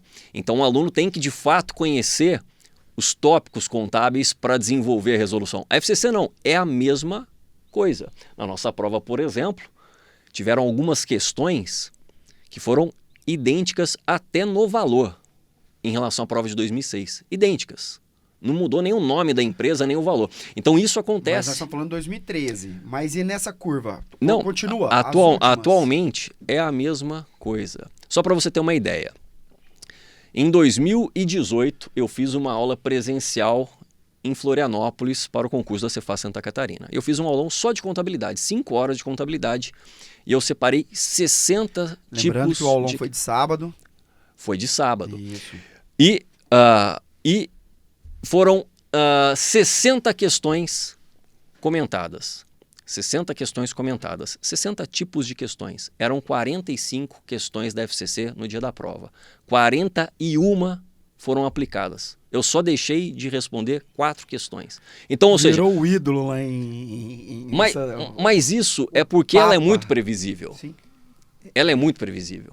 Eu acho que, na verdade, são duas coisas distintas que a gente está falando aqui. Sim. A primeira bom, a FCC tem a FCC tem um estilo específico que as difere das demais bancas. Eu diria que para a legislação tributária isso é muito sutil, para a contabilidade isso é muito marcante, né? Agora, a FCC ser comparada a ela mesma, né? Também em legislação tributária há certa repetição de questões dos concursos, Sim. né? Então, por exemplo, você pegar um artigo 7º da Lei Candir, caiu nas 2 últimas provas, né?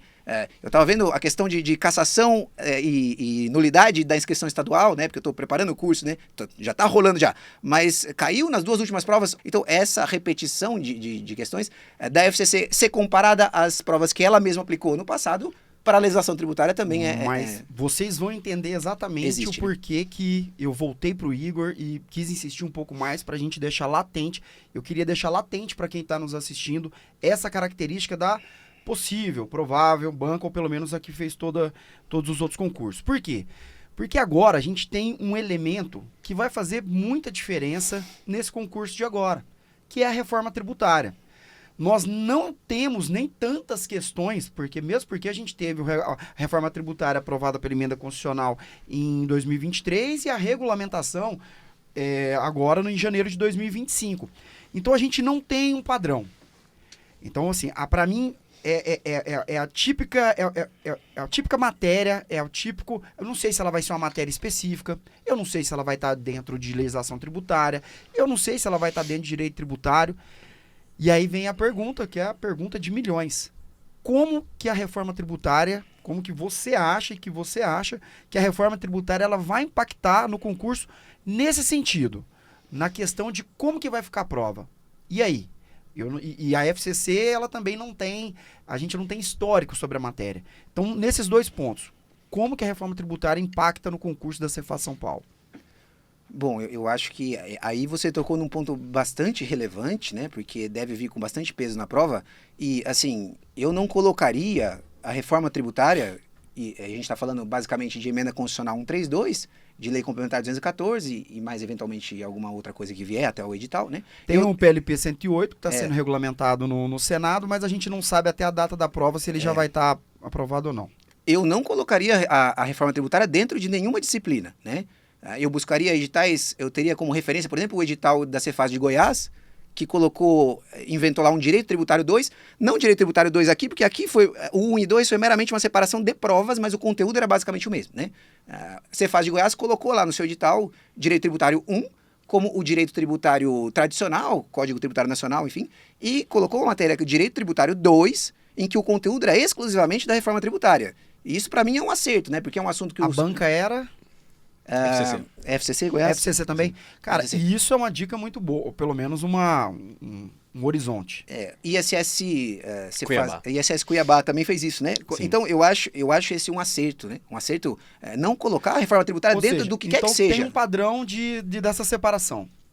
Faz sentido, veja, no cenário que a gente está hoje, a reforma tributária tem que ser uma disciplina à parte, né? O cara tem que... Porque às vezes você pega um edital de direito tributário, por exemplo, a Cefaz Rio, acho que colocou dentro de direito tributário, a Cefaz Sergipe colocou dentro de direito tributário, mas você pega um edital de uma disciplina grande e coloca lá embaixo, lá uma linha, reforma tributária, leis tal, tudo bem, às vezes o concurseiro o candidato olha para aquilo e fala, não, puxa, não dá para estudar tudo, né? Então uma parte aqui eu vou deixar para lá. Veja, tamanho o peso da reforma tributária hoje, que ela tem que ser alçada necessariamente a uma disciplina à parte, né? Então, eu acho que... Entendi. Por aí. Igor? Não concordo com o Gustavo, acho que há uma tendência, né, dos concursos fiscais atuais elencarem ali a reforma tributária como uma disciplina à parte, né, dada a sua relevância. Então, eu acho que deve acontecer isso de fato também aqui no concurso da Cefaz. Posso fazer um adendo? Claro. Um adendo que eu acho que é relevante, porque é algo bom para o concurseiro e que eu acho que as comissões organizadoras de concurso, e se a nossa está me escutando, isso é importante, não ter, e aí eu não sei se é a comissão ou a banca ou um trabalho em conjunto, né? Esse conhecimento eu não tenho, mas é não ter preguiça no sentido de que, por exemplo, vamos pegar a Lei Complementar 214, que é a lei central da reforma tributária, né? O pessoal precisa saber da reforma tributária, coloca a Lei Complementar 214 aí no edital e pronto, Lei Complementar 214. Tá, só que dentro da Lei Complementar 214 de 2025, você tem ali, por exemplo, um livro 2, um livro inteiro que trata do imposto seletivo, que é um imposto de competência da União. Veja, não vamos fiscalizar como fisco estadual o imposto seletivo, né? O livro 3, você tem lá várias disposições transitórias picuísticas, que não são as disposições transitórias fundamentais da emenda constitucional 132, Emenda esta que tem que vir na íntegra. Beleza, fala lá de imposto seletivo, mas são disposições constitucionais relevantes. E aí sendo objetivo, é colocar a Lei Complementar 214, por exemplo, e eu estou falando dessa lei, mas isso vale para todos os outros dispositivos legais que vão vir no edital, é colocar, beleza, Lei Complementar 214, 2 pontos. Livro 1, títulos tal, tal, tal. Entendeu? Isso que eu falo de não ter preguiça, você vai cobrar aquilo do candidato, mas o que dali é relevante para o auditor fiscal estadual, né? Então, Lei Complementar 214, livro 1, títulos tais, capítulos tais, né? Do livro 2, um abraço pro livro 2, não vamos fiscalizar imposto seletivo. Beleza, livro 3, isso. E aí, mais uma vez, o edital da Cefaz Goiás veio exemplar nesse aspecto, né? Se você vê lá, Direito Tributário 2, primeiro, alçado, a reforma tributária alçada a uma disciplina à parte. Acerto 1. Acerto 2, você vê no edital, não está lá jogado Lei Complementar 214, se vira aí. Não, título tal, capítulo tal, livro tal. Então, é isso aí, um recado para a banca, para a comissão, para quem quer. Muito bom. Pessoal, então, 1h20 mais de programa aqui, passou rápido, conversa boa, né? Vocês realmente estão afiados. Se a gente tivesse esse tipo de informação antigamente. Falando nesse tipo de informação antigamente, eu vou querer 2 perguntas para poder a gente fechar. E a primeira é que a gente vê, né? Nós somos lá de 2013, nós somos os dinossauros do concurso aí, né? E você vê o pessoal falando, olha, é mais fácil agora, era mais fácil antigamente, agora é mais difícil. Primeiro, o Gustavo. Gustavo, era mais fácil, é mais difícil? O que você pensa sobre isso, sobre o concurso? Essa é uma boa pergunta. Eu diria que não é nem mais fácil e nem mais difícil, no sentido de que... eu vou recomeçar a minha resposta. Não faz diferença se é mais fácil ou se é mais difícil, né? Porque o processo que você tem que ter, que você tem que seguir é o mesmo, né? Você tem que olhar para aquilo que você tem que fazer, né? Tem que sentar na cadeira e estudar, né? Estudar. Não interessa não olhar para o lado, né? Mas o outro lá, olhar para trás, mas poderia ter tido um tempo a mais, já saiu a autorização, já vai sair o edital, puxa, eu precisava de mais. Não interessa tudo isso, joga o jogo como ele se apresenta, né? Se é mais fácil, se é mais difícil, é irrelevante, né? Faça o que você tem que fazer, sente, estude, confie em você, olha para frente e sem olhar para o lado, para trás e comparar. Então, não sei se é mais fácil ou mais difícil, né? Não sei. Talvez para um candidato de hoje fazendo uma prova lá do passado seja mais fácil. Mas lá no passado o contexto era outro, a preparação era outra, os materiais disponíveis eram outros, né? Hoje há uma facilidade de se saber quem é o cara da contabilidade, né? Quem é o cara da disciplina X, né? Quais aulas, o que é perda de tempo? Que eu não tenho nem que olhar. E o que não é? Então, é um pouco olhar para o processo, para o seu processo, e não se é mais fácil, se é mais difícil, se não sei o quê, era para ter tido mais tempo, tá, deixa isso de lado e segue o jogo, tá bom? Igor, é mais fácil agora, antes, foi mais fácil, é mais difícil? Tá. Eu concordo plenamente com o conselho do Gustavo, tá? Olhar para frente, não ficar olhando para trás, antes era mais fácil, isso não vai mudar a sua vida. Agora, respondendo objetivamente, hoje é muito mais difícil ser aprovado em cargo de auditor fiscal e eu vou te explicar o porquê. São vários pontos. Primeiro ponto, antigamente a gente tinha historicamente mais vagas sendo ofertadas, até porque não tinha a tecnologia que a gente tem à disposição hoje para a realização do trabalho de um auditor fiscal. Então, matematicamente, é claro, se você tem 800 contra 200 vagas, é claro que fica mais fácil a sua tarefa, ou menos difícil a sua tarefa de ser aprovado num concurso com menos vagas, como acontece hoje. Então, nesse ponto, hoje é mais difícil. O segundo ponto que hoje torna a aprovação de um candidato mais difícil é que a quantidade de pessoas se preparando para concursos públicos da área fiscal é muito maior. Muito maior. Por quê? Na nossa época, vamos pensar, o que você sabia que existia? Auditor fiscal da Receita Federal, porque você tem que entregar a sua declaração de imposto de renda. Eu, quando comecei a minha preparação, eu nem sabia que tinha fisco estadual. Eu não sabia da existência de um auditor fiscal estadual, de um auditor fiscal municipal.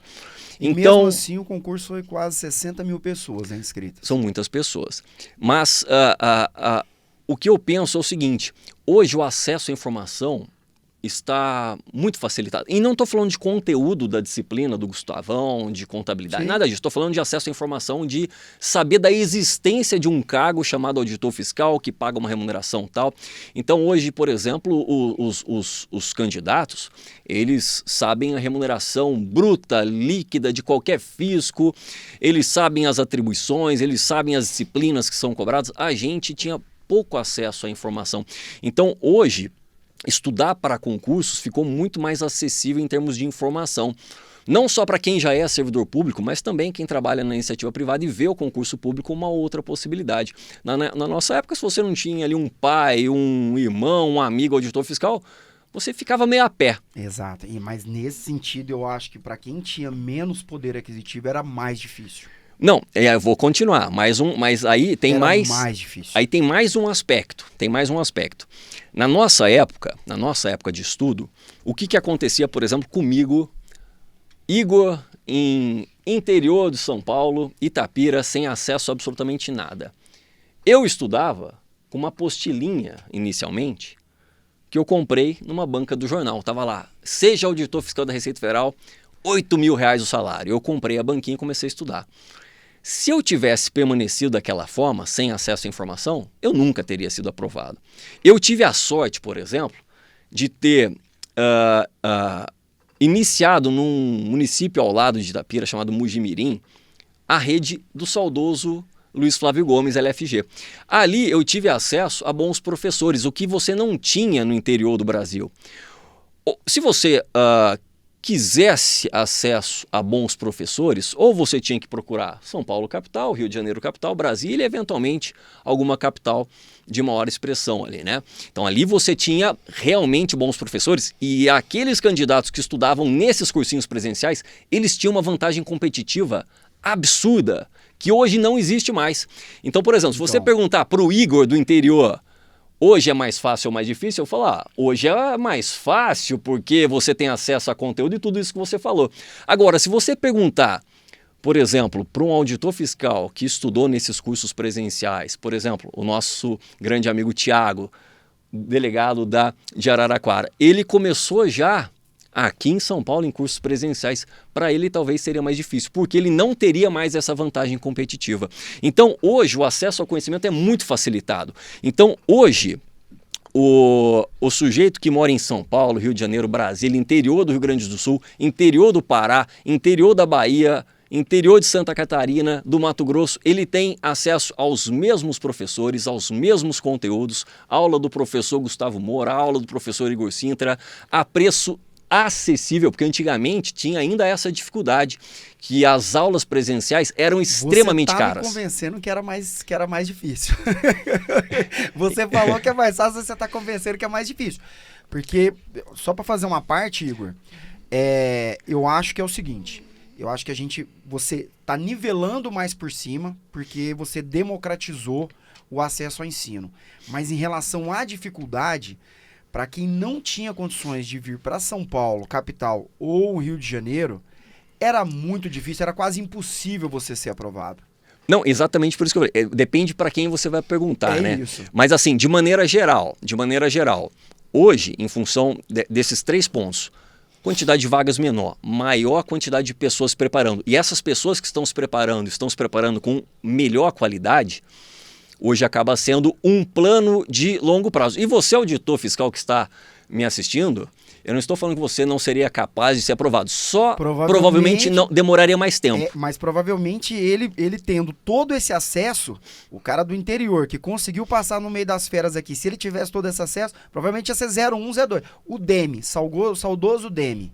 Nas nossas épocas de concurso do Fórum Concurseiros. Acho que o DEME seria 01 em qualquer concurso desses aqui com tranquilidade.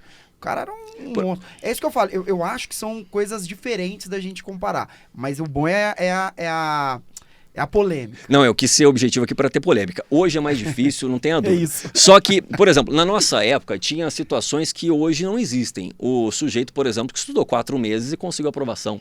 Hoje não dá. Por que não dá? Porque o tempo de maturação para você chegar até uma nota de corte existente nos concursos atuais, não dá para você aprender em 4 meses. Só para você ter uma ideia. Mês passado teve a prova do TCU de analista, não era o cargo de auditor.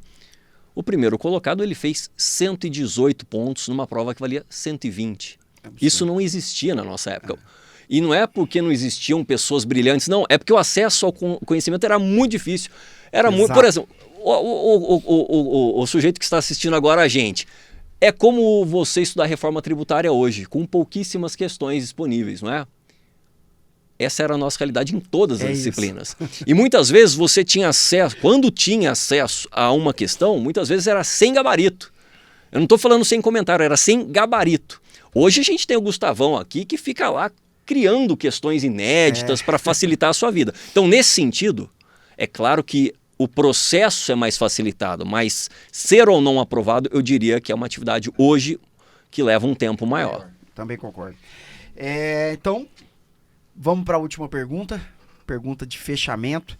Tenho certeza de que quem chegou até agora aí, de novo, em relação à informação material, eu nunca tinha visto nada, um acesso, a gente deschavou aqui hoje o concurso, a prova, obviamente, na limitação do tempo que a gente tem. Incrível. Quem conseguiu ficar aí até agora, tem certeza que saiu melhor daqui hoje. Pra gente fechar, agradecer vocês dois.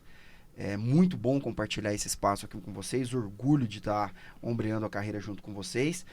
E, primeiramente, Igor, quero que você se despeça, mas antes de se despedir, conselho prático, um só, que você pudesse dar para quem está nos assistindo, o que você falaria? Tá, legal. Bom, primeiramente, uma honra aqui participar desse podcast juntamente contigo e com o grande Gustavão, né, referência no estudo da legislação tributária estadual para concursos. A grande dica que eu dou para vocês que estão aqui nos escutando é o seguinte, né, tenha acesso ali a bons professores, né? Bons materiais, né? Se cerque de bons professores, porque isso vai fazer toda a diferença na sua preparação. Mas nem só de bons professores, né, vive o concurseiro. Você também tem que fazer a sua parte. O que é fazer a sua parte?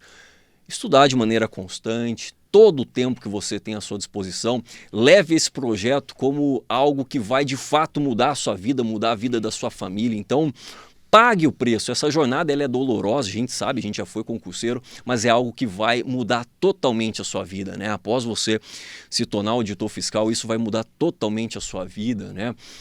A da sua família, né? Vai te trazer possibilidades que talvez hoje você não tenha. Então é um processo que a gente sabe que é árduo, é difícil, mas que lá no final vai valer muito a pena. Então se cerque de boas pessoas e faça a sua parte. Tenho certeza que em algum momento você vai colher tudo isso que você está plantando. Gustavão, obrigado pela presença, sua despedida e o seu conselho. Tá, obrigado pelo convite. Grande Igor, Aurélio, obrigado é uma honra mesmo estar aqui. Eu acho que conselho para você que está me assistindo e quer ser aprovado, eu acho que o principal deles é disciplina, né? Fora da disciplina não há salvação, né? E mais aceite o processo, né? Entenda que para você chegar na aprovação, você vai ter dias bons e vai ter dias ruins, né? E é assim com todo mundo. Você vai ter altos e vai ter baixos, mas num dia ruim, entenda que é só um dia ruim. O dia seguinte vai começar e aquele dia vai ser fudido, vai ser o melhor dia da sua vida, da sua preparação, entendeu? Então, veja, há um tempo atrás estava sentado aqui o deputado Rauli, um dos pais da reforma tributária. Pai do MEI, pai do Simples. Pai de tudo. E hoje, na mesma cadeira, estou eu, né? Perceba que até o podcast Fisco Paulista tem altos e baixos, né? Que fase. Tá. Muito bom. Mas veja, primeiro, disciplina. Segundo, aceita o processo. Aceita. Você não vai ter só dias bons, né?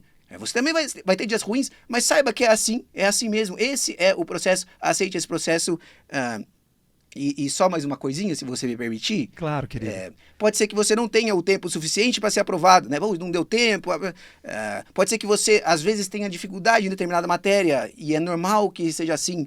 Mas na vontade, meu velho, na vontade ninguém vai te superar. Entendeu? É dar um pouquinho a mais. Você entende o que eu tô falando? As dificuldades estão aí para todo mundo, mas na vontade ninguém te tira essa. Beleza? Tá bom. Acho que Muito é por aí. bom, Gustavo, muito bom. E para você que ficou até o final, já sabe o kit. Curte esse vídeo, compartilha, manda esse vídeo para aquele seu amigo, sua amiga que está estudando para o concurso. Tenho certeza que isso aqui é material valiosíssimo. Muito obrigado e nos vemos até o próximo episódio do nosso Conexão Fiscal. Um abraço.